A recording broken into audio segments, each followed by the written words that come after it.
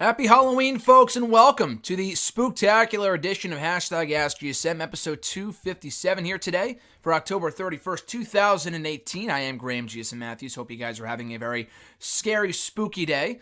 I love Halloween. It really is my favorite holiday of the year. Christmas is right up there, and I fucking love Christmas, don't get me wrong. But Halloween is hands down, always has been, always will be, my favorite holiday of the year. We did host Hashtag on Halloween 2 years ago, when we still aired the show on Mondays. That one I did over camera, because I had my costume already, I had the Halloween decorations up, which I do also have this year as well.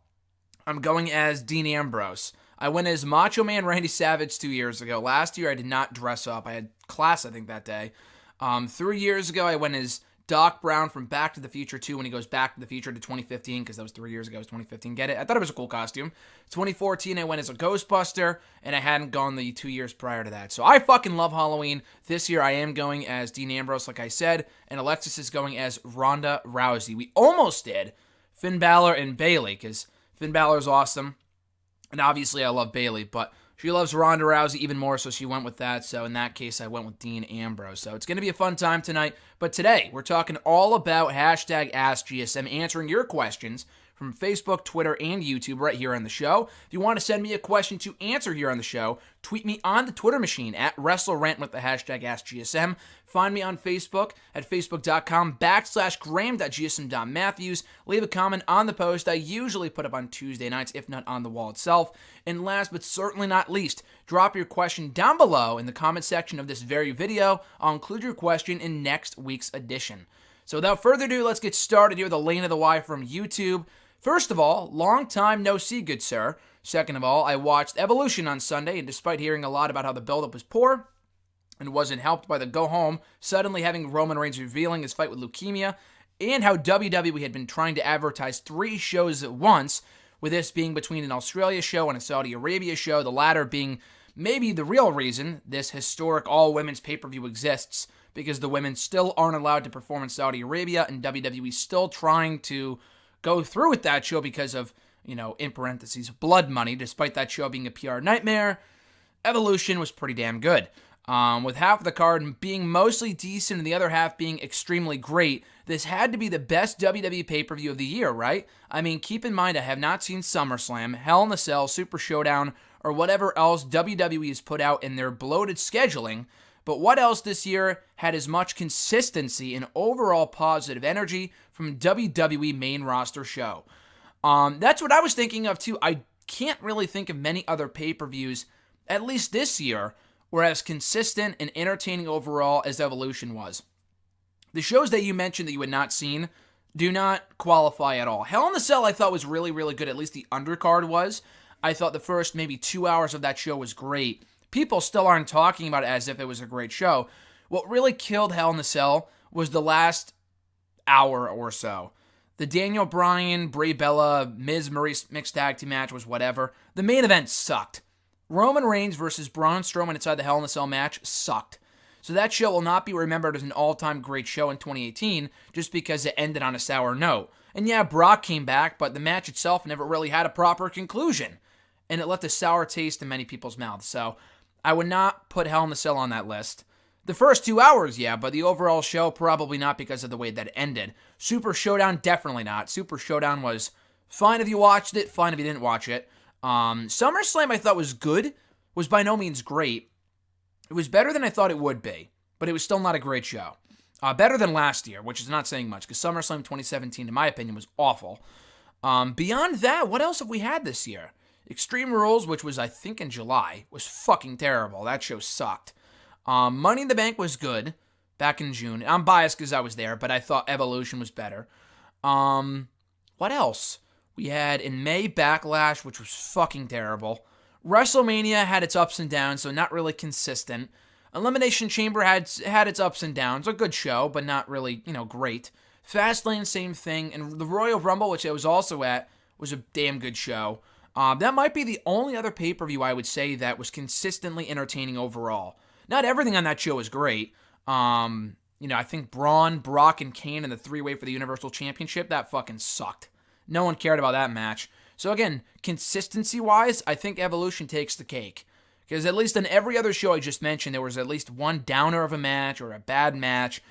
Evolution, I mean, the only real match I would say, whoa, that wasn't that good, was the Battle Royal. But even that wasn't as awful as it could have been. There were a few spots that were botched, a lot of like weird, happenings and stuff. Just like missed spots and sloppy stuff, but that's in every match, men or women's. That doesn't really make a difference. Overall, though, they put forth quite a good effort in that match. Nia Jax winning did nothing for me. I could see why they did it. I still don't care. But it was a fine Battle Royal. Everything else that was good, great, or awesome. Even the 6-woman tag team match, which I thought would be a bit of a, not a disappointment, but like a bit of a, no one cares about this contest type match where like no one really gives a shit, doesn't matter who wins. And even that turned out to be a damn good match with Banks, Bayley, and Natalya beating the Riot Squad. That was a really good match too. Even Nikki and Ronda was way better than I had any expectations of it being. It was by no means a great match. I thought Becky and Charlotte obviously stole the show, but that main event was still solid and did not leave me like, oh, that was awful. Like the booking decisions I thought were good overall, except for Nia Jax winning, but I could see why they did that. I thought it was a really, really, really good show. I thoroughly enjoyed Evolution, and I know I'm not the only one who had very low expectations for the event going in, and it wasn't like they exceeded those expectations just because they were so low to begin with. I thought when you really take the show and compare it to every other show that we've had this year, the production values, everything about the show I really enjoyed. The booking, the in-ring action, the atmosphere, the production, like I said, the presentation, which I just read this morning was apparently because they had to have the HD WWE set in town for Raw in Charlotte on Monday. And Evolution was added late to the calendar many months ago, so they couldn't get it from one place to the other in that short period of time. So because of that, they used a house show set, and like the people that would normally help produce a takeover were on board for Evolution. Like Kevin Dunn wasn't even there. Vince McMahon was, but he was in Gorilla the entire time. So again, I think that says a lot. That played a big role in why Evolution was as good as it was because of the production values and everything else. I loved it. I really, really did. I thought it was a great show. Their second question.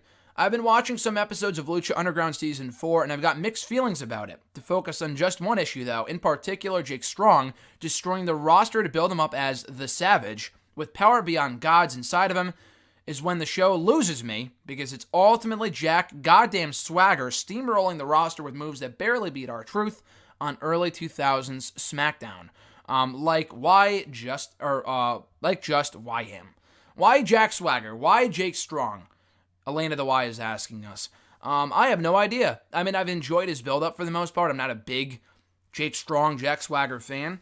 You are right, though. The way they built him up, they would make you think, if you've never seen the guy before in WWE, which I'm sure everyone watching the show has, and everyone, of course, watching Lucha has seen WWE, or at least WWE in the last 10 years. It's not like the guy was there for a cup of coffee. He was there for almost a decade. That being said, the build-up is good and all, but it's still Jack Swagger. Like, it was the same thing when, like, a few years ago, he got moved over from Raw to SmackDown. The whole free agent thing, my contract expired, I'm here on SmackDown to make a statement.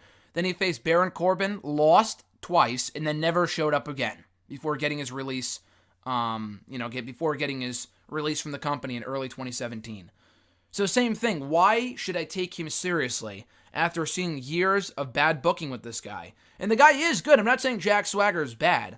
He's not the most exciting performer, but yeah, there really is a slew of other people they could be doing this booking with and building them up to be this dominant force, a lot like Matanza, who still is one of, if not the best booked person in all of Lucha Underground with how he debuted and how he went undefeated for so long. That whole shtick. Why Jack Swagger? I don't know. Maybe they saw something in him that we didn't see. I don't know. I mean, the guy's good. The guy could have been this big dominant star had they built him up this way in WWE. This is not Lucha's fault, but I'm not sure. They had to have seen that they're taking a guy that most people did not give two shits about when he left WWE. And it's not like a guy like Ethan Carter III, Derek Bateman, who was in NXT, he was a fucking loser. He was entertaining, but he was a loser. But he wasn't like an established talent on the main roster. It's not like he endured years of bad booking. He was simply overlooked and underrated in NXT, the previous version of NXT. And then he went to TNA and was able to reinvent himself into a world championship caliber competitor. With Jake Strong, Jack Swagger, whatever you want to call him, he was in WWE for a fucking decade, won a world championship, and was booked like shit. So at this point, it's like, You got to cut your losses and just move the fuck on. I mean, now I know he's the Gift of the Gods champion, so it looks like he might be winning the the Lucha Underground Championship at some point, which, God save us all if that's the case, but I don't know. I mean, I don't mind the Jake Strong character, but yeah, when you really consider, I mean, when you look at him, it's the same fucking guy that was in WWE. He didn't really change that much up about his look. So it's still Jack Swagger at the end of the day, the same guy that, as you said, was losing to R-Truth and Santino Marella back in 2010. So, that being said, I hope they can make the most of the opportunity to make him mean something, but so far it's really, really, really difficult to take him seriously given his checkered past in WWE. Andre G from Facebook, what happened to Sanity? What happened to Sanity? Should they return with the three-man group or wait until Nikki Cross to be called up? I have no idea. I have no fucking clue what the hell happened to Sanity. They've been gone now for weeks. I know they showed up for that SmackDown Tag Team title tournament a few weeks ago, about a month or so ago at this point, leading into Super Showdown. They lost. Beyond that, these guys have barely been on the show. Why even bother calling them up from NXT if you have no plans for them? First of all, it took them 2 fucking months to debut on SmackDown. It took them forever to debut on the show. And then when they finally debuted, they lost with in a fucking week. And they have not been booked the same since. They have not been viewed as a threat. They're not even a threat because they're not even on the fucking show. I was talking to Alexis a few days ago, and I was watching an old TNA pay-per-view. I said, yeah, that guy's on SmackDown. His name is Eric Young, but you've probably never seen him before because he's never on SmackDown. And she goes, yeah, I've never seen him before in my life. Because the guys are never on SmackDown. That's the issue. So, again, I don't know where these guys are. I'm not sure what they will be doing with them when they come back. It's going to take a lot for fans to start to take them seriously again, just because they've been booked like shit since they got called up. No one gives a fuck about Sanity. And it's such a shame when you really consider it was less than a year ago, that these guys were main eventing the War Game show, the TakeOver special from NXT. They were in the main event. They were in the main event with, who was it? Authors of Pain and Roderick Strong and Undisputed Era. And they lost, yeah, I know that, but it's still, that's a pretty big deal. They were doing some good stuff in NXT. And so far, they have just been doing a whole lot of nothing in WWE. It's a real shame, but when they come back, I don't know what the fuck is going to happen. Should they wait until Nikki Cross gets called up? At this point, does it even really matter? Nikki Cross has more going on in NXT than Sanity has their entire 6-month run on the main roster. At this point, just keep Nikki Cross in NXT. I don't even want her with Sanity at this point. People are all up in arms, why isn't she with Sanity? You know what? Maybe it's for the better. SmackDown needs more women in their women's division right now. Nikki Cross has something going on at the moment with Aleister Black, with Bianca Belair. Maybe she'll go back after the championship at some point. Just keep her down in NXT. Sanity, yeah, needs her, but she'll be fucking booked like the next Lana or Carmella or any of the other women on that show that have nothing going on. Let's face it, the only 2 women that really matter on SmackDown right now are Becky and Charlotte. That's it. Asuka's a loser. Naomi's been irrelevant for a while now. The Iconics have been booked like shit. Mandy Rose and Sonya have been booked like shit. Carmella, she's got something going on with R-Truth, but she's not really much of a player anymore in that division. Zelina Vega, she's kind of like the mouthpiece for Andrade, who has also not been seen in weeks. And Lana sucks. So again, I would rather just keep her down in NXT. That's my 2 cents. Blast from the past. Could Mr. Kennedy / Mr. Anderson in his prime be successful in WWE today? You know what? Maybe. I'm not going to say no, but I think the chances are a lot less good, if that's even a saying. I think his chances are a lot lower of succeeding in today's WWE compared to 10 years ago. Because when he first debuted in 06, 05, 07, whenever it was, and he first rose to superstardom in WWE, it really wasn't a work-based company. The guy had a great character. He was a good talker. I mean, The Miz, he's a lot like The Miz. And The Miz is a better wrestler, I would say, than Mr. Kennedy. It's not really by a long shot. But The Miz evolved. He became a great character. The guy is one of the best on the mic currently in WWE. Kennedy never really evolved. I love Kennedy. I love Mr. Anderson. Don't get me wrong. He's a lot of fun. But he never really evolved in anything more than the whole asshole character in TNA or the whole Mr. Kennedy thing in WWE. It was a great character while it lasted. And because they didn't capitalize on that when they had the chance, because they took the Money in the Bank briefcase off of him and that whole story. And he was also injury prone, though.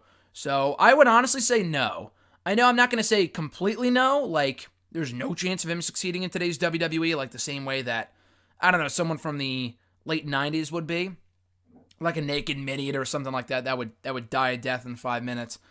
But Mr. Kennedy, yeah, I don't know. The guy was a great talker back then, so he could be a very good talker today. But in the ring, I can't really remember many memorable matches that he had in WWE.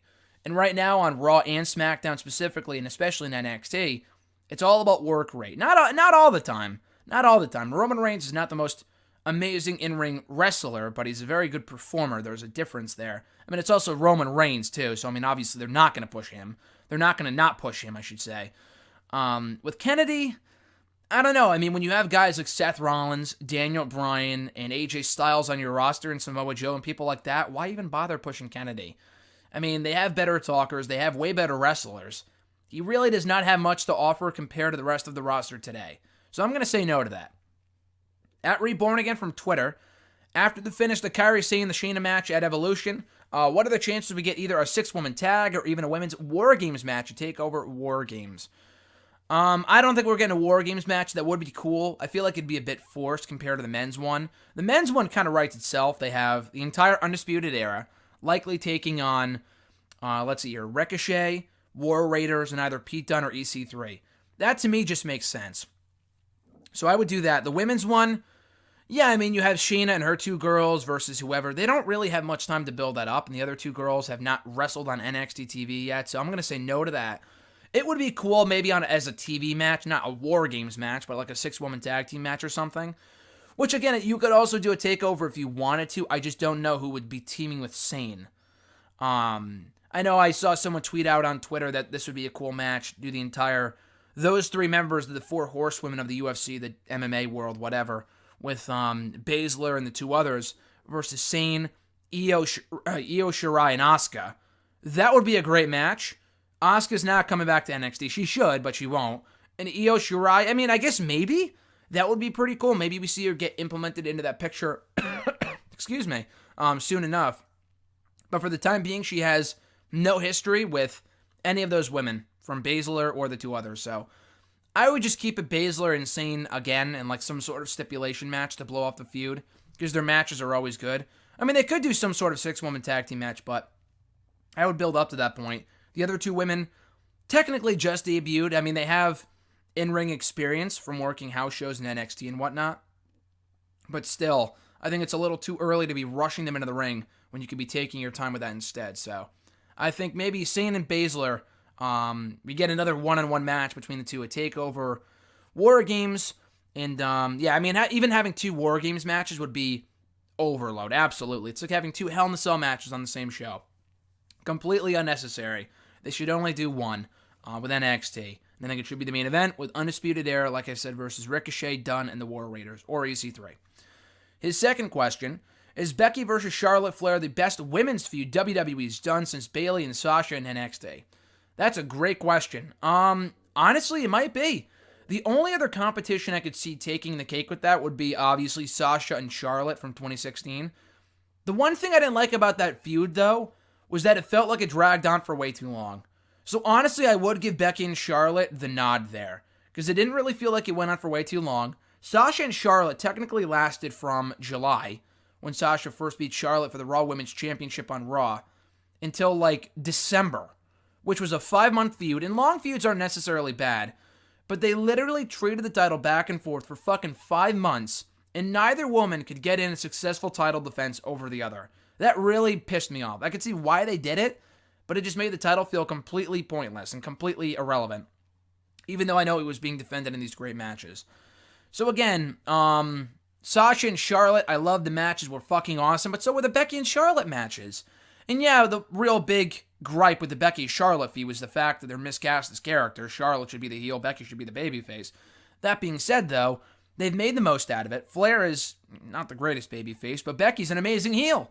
She'd be a great babyface too, but she's been an awesome heel, and she's really been allowed to strut her stuff in this role. So, and Charlotte, we've been there, done that. It was time for Becky to get her run in the role as a heel, and she's really been fucking killing it. Maybe she would still be killing it as a babyface, but she's getting more promo time. She's killing it on the mic every single week. I'm a big Becky fan right now. I've always been a big Becky fan, but especially right now, she is firing in all cylinders. So, yeah, in their last moment standing match, it was, I don't want to say it was better than any other main roster women's match, especially the Charlotte-Sasha matches. I'd really have to go back and watch those. But it just might be. Between the storytelling, the in-ring action, the time they got. I loved Becky and Charlotte from Evolution. So, if you said that Becky and Charlotte was the best main roster women's match in WWE history, which I've seen some people say, you might not be wrong. So, yeah, I would say Becky and Charlotte is the best women's feud WWE's done since Bayley and Sasha in NXT, which that's still my favorite women's match, and probably the best, in my opinion anyway, from TakeOver Brooklyn. That was a near 5-star classic. The build-up was great. You know, Bayley getting her big moment was amazing. Becky and Charlotte came close to that, but I don't think anything will ever top it, at least anything in the foreseeable future. That first TakeOver match was unreal, and being there for it was even better. So, yeah, Bayley and Sasha had an amazing feud. The next best one, I would say, is Becky and Charlotte, surpassing Charlotte and Sasha from 2016. John's next question here. After losing to the Lucha House Party on Raw, are the Revival completely buried for good? That's so sad to read, but you are absolutely correct. I don't know if they're buried for good, but it's like you have all these other teams in the division that are just jumping right over the Revival for opportunities, whether it be the B team, the fucking Chad Gable and Bobby Roode, and now the Lucha House Party. I love the Lucha House Party, don't get me wrong. I feel like it might be the Lucha Dragons 2.0 if they don't book them properly. If they book these guys like, oh, look at the flippity-doo-dahs that we can do, and no one gives a shit about us, it's going to be no different than how Sin Cara and Kalisto ended up years ago. They got to really give those guys a chance to showcase their skills like they did on 205 Live. Those guys had amazing matches on that brand. It's time for them to, be able to show how good they are in the main roster as well. And I'm totally okay with that. The Raw Tag Team division needs more fresh faces right now. They have the fucking B team. I don't give a shit about them. The Ascension sucks. AOP's in the process of being built right back up. Ambrose and Rollins are the current champions that aren't really technically the champions.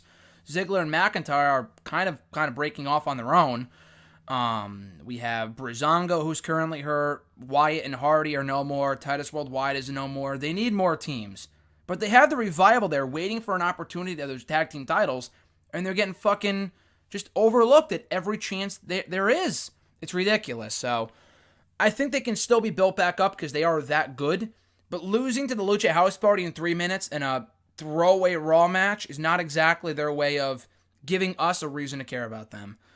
Like it said, I base all my opinions and stuff off of how casual fans will view them. Someone like Alexis, for example, she doesn't really know the Revival, nor does she really care about the Revival, because they're barely on Raw, and when they are, they're fucking losers. All they do is lose.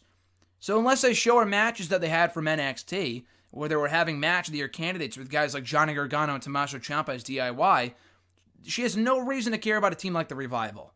So we'll see. Time will tell what happens with those guys. Maybe move to SmackDown eventually will help them. I'm not even sure that can salvage these guys. Because obviously, look at Sanity. They're never even on SmackDown. So I'm not even sure that could do it for them. But I don't know. They are so much better than this. Anyone who saw their amazing matches down in NXT with American Alpha and DIY and a few other teams know how good these guys are and that they shouldn't be wasted no longer. They are way better than this shit. I love the Lucha House Party, don't get me wrong, but the Revival have been in the Raw Tag Team division now for a year and a half. Now, I know that was cut short due to injuries, but still, they've been healthy now for months. WWE should be doing way more with these guys than the shit they've been fed now for fucking a year and a half since they got called up to Raw. At Real Brett Vresic, I don't know how you pronounce that, from Twitter, do you think Daniel Bryan will get punished for not going to Saudi Arabia? No, I don't think so. I mean, maybe. So here's the thing. So Bryan and AJ happened early on SmackDown this past week. Obviously, Bryan did not win. Not only did he not win, but he tapped out clean. Now, granted, it was a 20-minute match. It was an awesome match. It hardly matters that Bryan lost. I'm not expecting him to win the championship on SmackDown. I do think Joe's winning on Friday. I really do. I don't know if they would give him 3 opportunities, have him lose every time, and then have him lose a 4th time too. In that case, why not just do fucking, I don't know, why have AJ be on the show at all? Why not just have it be Andrade or Rusev or someone else? Samoa Joe, been there, done that.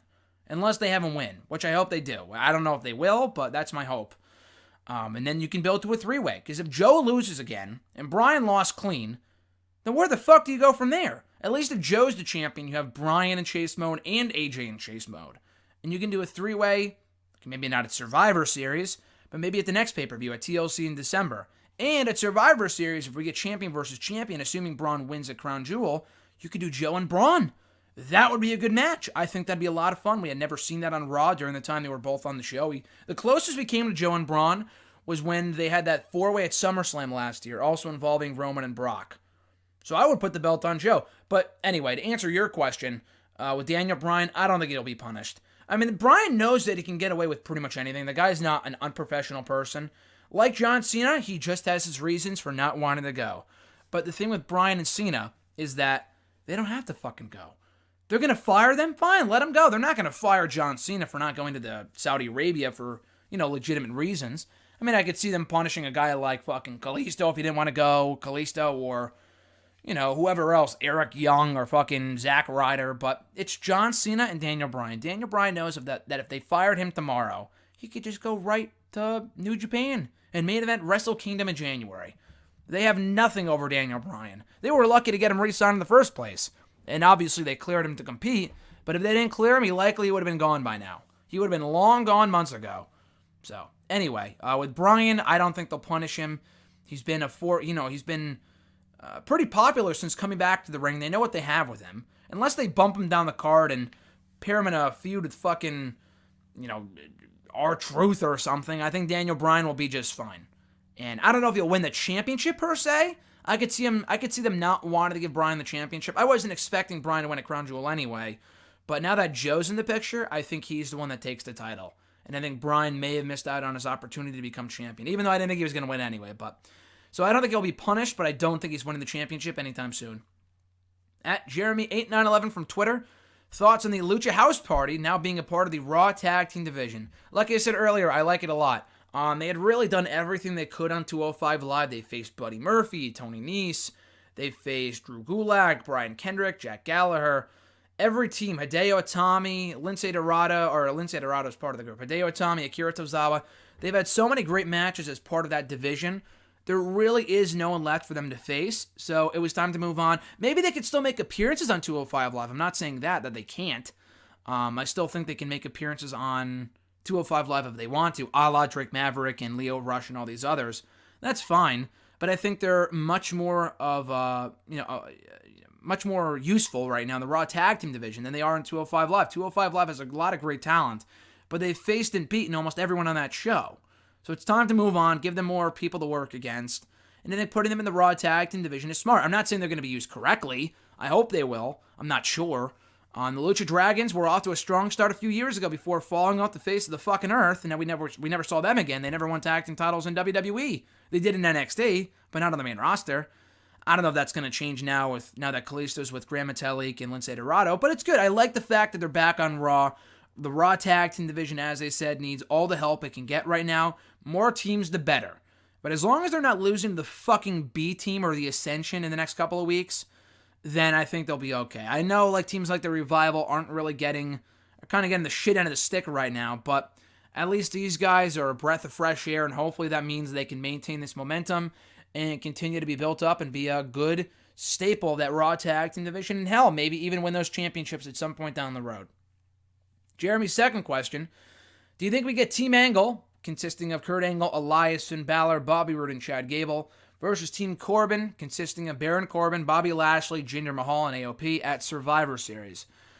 I would think that would make sense. They're still teasing Kurt Angle versus Corbin at some point. The thing is with that is that Raw and SmackDown Survivor Series rather, has a Raw and SmackDown theme again this year. So, I guess you could do all the interpromotional matches, but I would think that they're going to save the big multi-man elimination tag team match for Raw versus SmackDown. They don't even need the fucking Raw versus SmackDown shit this year. There's so many other feuds going on, they don't need it. Braun should not be facing the SmackDown champion. You can do Braun and Drew McIntyre for the championship at Survivor Series. You could be doing AJ versus Bryan versus Joe, or just AJ and Bryan again at Survivor Series. You could be doing Ronda Rousey versus Nia Jax. I'm not complaining about Ronda and Becky. That should be a great match. But Ronda and Nia Jax. You could be doing that match because Nia Jax just won a future championship opportunity. She'll likely get it at TLC, but I don't know why they're doing the Raw versus SmackDown shit. It doesn't mean anything anyway. No one gives a shit. No one cares about Raw versus SmackDown. Nothing's on the line. I know at the World Cup thing on Crown Jewel on Friday that they have, if the SmackDown side doesn't win, whoever makes it to the finals and loses their job. Whatever. But like with Survivor Series, nothing has ever really been on the line except for bragging rights. It didn't matter in 2016. It didn't matter in 2017. Why would this year be any different? So what I'm trying to say is that, yeah, Angle and Corbin having their own teams makes a lot more sense than whatever they'd be doing with Raw and SmackDown. So I'm going to say no to that just because I don't think they will do that. It makes a lot more sense than whatever they're going to end up doing.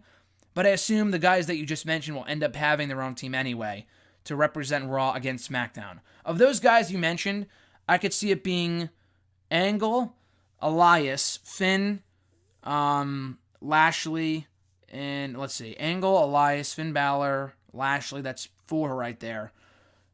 Maybe Baron Corbin? I don't know. I'm not really sure who else it would be. Who else is on the show that's not going to be... Who else is in, I don't know. Who else is even on that roster? I have no clue. Fucking definitely not Jinder Mahal. If you want to lose, then maybe, but definitely not those guys. Definitely not him. I guess Baron Corbin, but I don't know. It kind of seems like a bit of a weak team on paper, so I'd definitely give SmackDown the edge in that case. But I'm trying to think what else Raw has that they could put on a team like that. I don't know, but I do think it will be Raw versus SmackDown and not Angle versus Corbin or their respective teams facing off at the event. Next question comes from the one and only, the beautiful at Lex DiGiacomo, the one and only Alexis. Her question was, don't you think casually adding in other people for Crown Jewel takes the weight off of it? And what are your thoughts on the fact that they're all American and can't really decide who the best in the world really is because it's narrowed down to just WWE superstars? Now, this has been my thought process since the beginning, since they announced this thing. We talked about this over Skype last night, FaceTime, whatever. And I wanted to save my answer for her until the show, because she's got to tune into the show. Make sure to like the video while you're at it. Subscribe, obviously, which I know you are. Anyway, my thought process with the World Cup is this. First of all, it's not much of a World Cup if you have all Americans competing. That makes absolutely no sense. They're in Saudi Arabia. Who the fuck cares? Because they're in a different country. It's a World Cup. Give me a fucking break. If you're going to do a World Cup, at least have people in there who may not belong in there. Like, I know Primo's not from America. He's from, Puerto Rico's part of America. Okay, that's a bad example. But, Rusev, you could put in there, Finn Balor, Drew McIntyre. Those people would make more fucking sense. They would make a lot more sense. I hate Jinder. That's a good example. I wouldn't want Jinder to be a part of it because the guy's awful. But he is from India in storyline. So it would make more sense to be to have him in the World Cup than fucking Bobby Lashley or someone like that. So I know they're going for star power here, but why not call it the Star Power Cup? That doesn't have as good of a ring to it, but it's all about star power. Why do you think they had John Cena in there before he pulled out? Why do you think they have Jeff Hardy, Randy Orton, Kurt Angle, all these other guys? They want fucking star power. They want big names. And those guys I just mentioned aren't really big names. The Prince of Saudi Arabia doesn't give a shit about Rusev, Finn Balor, Drew McIntyre. They want the big names that he knows and that are going to please the audience. People that fans will pay a ticket to see.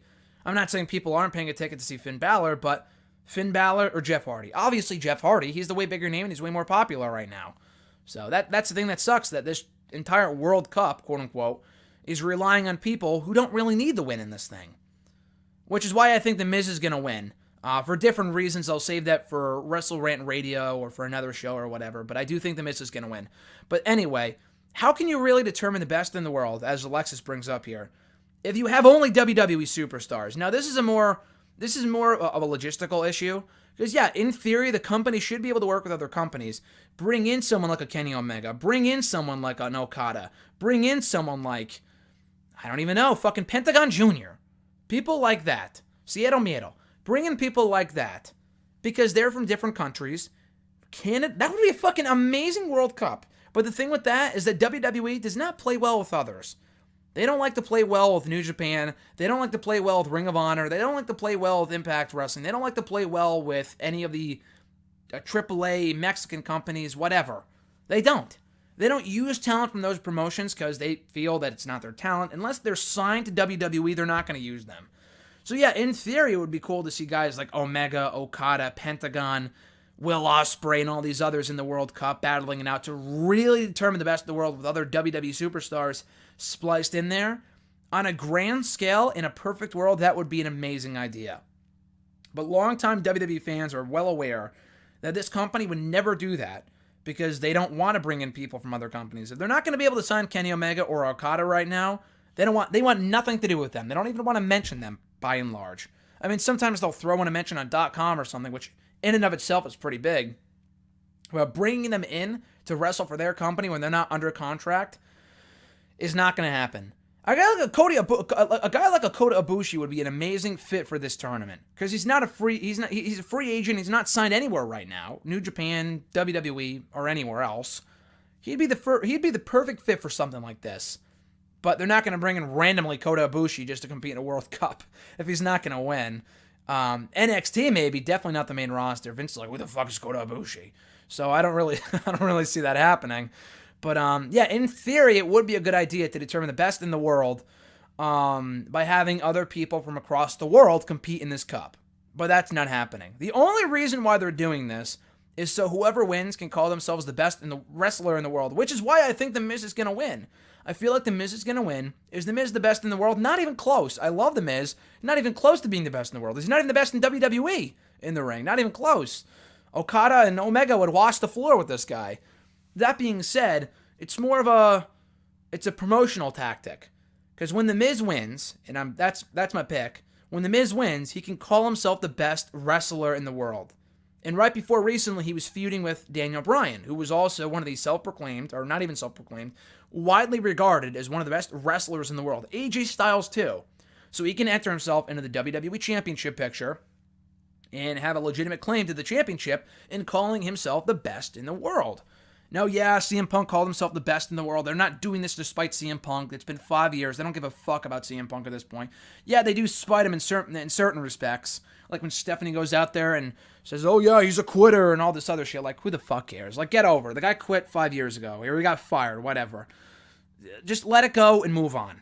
Just move the fuck on, okay? They're not doing it despite Punk, but they had to know. They had to know that people would be chanting Punk when they announced this fucking World Cup, like on SmackDown last week when Shane was talking about it in the middle of the ring. CM Punk chants broke out because he mentioned the best in the world. Of course they're going to mention CM Punk. Of course they're going to chant CM Punk's name. WWE would never bring that up. But of course, you have to come to expect that when the guy called himself the best wrestler in the world for like 3 years in WWE, and that was kind of like his claim to fame or his moniker or whatever, and he obviously believed it too in real life, you can't expect people to not chant for CM Punk. So the whole best in the world bullshit means absolutely nothing. It doesn't, except for The Miz winning and using it for a little thing for the feud with probably AJ or Bryan or both. It means nothing. Give me a championship opportunity. Give me the last spot in the Royal Rumble match. Give me the main event of WrestleMania, which is obviously what the Rumble is designed for, but that's what they should be doing with this shit. This, the World Cup, and also Survivor Series. They should be doing more of this stuff where when they hold tournaments and they hold big matches or Raw versus SmackDown, something should be at stake. The problem with that is that this company does not think things out more than a few weeks if your name is not Roman Reigns. Unless your name is Roman Reigns, they don't think things out too far. Now that Roman's out of the picture for the foreseeable future, there is no hope for anyone. Unless they start giving that focus to other people. They don't really long-term book sometimes. And this type of stuff is no exception. So I can see why they won't do that, but they have to say to themselves, okay, so if The Miz wins here, we have to put him in the WWE Championship picture at this point. Or whoever wins Raw versus SmackDown, we have to know that whoever gets the final spot in the Rumble should be that brand. Like, that stuff should matter, but right now, it doesn't. And then they wonder why people don't care. Final 3 questions come from Scarlet1. First one being, best and worst of WWE Evolution. Best, my top 3 favorite matches were obviously Charlotte and Becky, last woman standing for the SmackDown Women's Championship. Definitely worth going out of your way to check out. One of the, if not the best women's match I've seen on the main roster ever. Match was tremendous. Shayna Baszler for the NXT Women's Championship was great. Storm and Shirai in the finals of the Mae Young Classic was great too. The worst of the show? There really wasn't anything too bad. Like I said, the Battle Royal earlier, like I said before, the Battle Royal, I mean, was easily the weakest match on the show, but it was by no means, like, terrible. Like, there were some points where it was like, okay, this is kind of dumb, but it wasn't awful. It wasn't terrible. The crowd was into it. They didn't poop all over it. Nia Jax winning did nothing for me, but the match itself was okay. It was decent. That was probably the quote-unquote worst, or I would say weakest. But beyond that, there really was not anything bad on the show, which is a major plus. Their second question, favorite part of the Hardy Halloween special? Well, the whole thing was awesome. I did review it last night, or yesterday, for the channel, so check that out when you get a chance on WWE Network and chill. I watched it with Alexis on Monday to get into the Halloween mood. I thoroughly enjoyed it. I love the House Hardy stuff, the Woken Broken Universe stuff. I fucking love it, so I really enjoyed the special. You could tell that Matt Hardy's vision and fingerprints were all over the thing, and a lot less WWE this time and more Hardy, which is what I liked. The whole thing is great. It's about 23, 24 minutes. It's a quick watch, excuse me. Bit of a tongue twister there. It's a quick watch. My favorite part of the special, probably when Matt was battling the kangaroo, Smokin' Joe. The same kangaroo they used for that skit on Impact a few years ago. He said, "Punish me, Joe, punish me, Joe, punish me." That whole thing, that's fucking amazing. The same one where Jeff Hardy was in the background and he had to leave camera because he was corpsing in the background. That was amazing. That was so funny. But anyway, on the Hardy Halloween special, that was probably my favorite part, when Matt Hardy invited Smokin' Joe Frazier, the kangaroo, to the Hardy Broken Ball, and then he promptly declined the invitation and almost fought Matt Hardy again. Fucking loved it. I was almost in tears laughing at that. And the last question for today, do you care about Crown Jewel? If I had to choose, probably no. The build has been subpar. SmackDown did a much better job of getting me excited for the show than Raw did on Monday. Raw was abysmal on Monday. Raw sucked. But Crown Jewel, the best in the world stuff, the World Cup, I mean, again, it should be a good tournament from an in-ring standpoint. I still don't really care about it per se, just because there's really nothing at stake. So there's that. The Bar and the New Day again, been there, done that. I mean, I'm sure it's going to be a good match, but I don't really care. What else? Brian and Joe, or rather Joe and AJ, should be great too. They've had great matches before, but again, been there, done that. Unless Joe wins, it's not really like, We'll see how the match is. Braun and Brock, I have zero expectations for. Their first match in No Mercy, I will continue to say this till the day I die, it fucking sucked. That match was awful. So I'm not really sure why people think this is going to be any different. We'll see, but I don't really expect this match to be anything good. And then the main event, it has to be the main event. There's no doubt about it.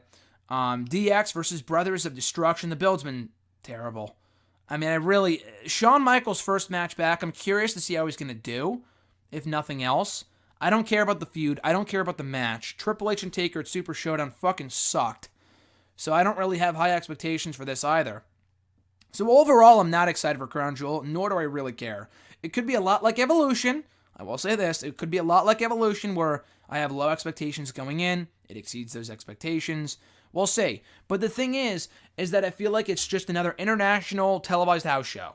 No different than Super Showdown, no different than Greatest Royal Rumble, where it's like, okay, fine if you watched it, fine if you didn't watch it. Nothing must see. I mean, obviously, we're getting a new Universal Champion no matter what. Maybe a new WWE Champion, we'll see. That would be a pretty newsworthy show. I heard Hulk Hogan might be coming back. That would be a newsworthy show. I hate that it's taking place in Saudi Arabia, but personal feelings aside, it could be a good show with everything that's on tap. But just knowing their track record with shows like this, like Super Showdown, like Greatest Royal Rumble, I don't have a lot of faith. So we'll see. But I don't even know if I'll be watching live. It depends if I'm working. I might catch the first few hours before I go to work. I'm not exactly sure what's going on yet. We'll see. But, it could be a good show. It may not be a good show. I have no clue. But we'll see. We shall see. But that does it, guys, for the Halloween edition of Hashtag AskGSM here today for October 31st, 2018, episode 257.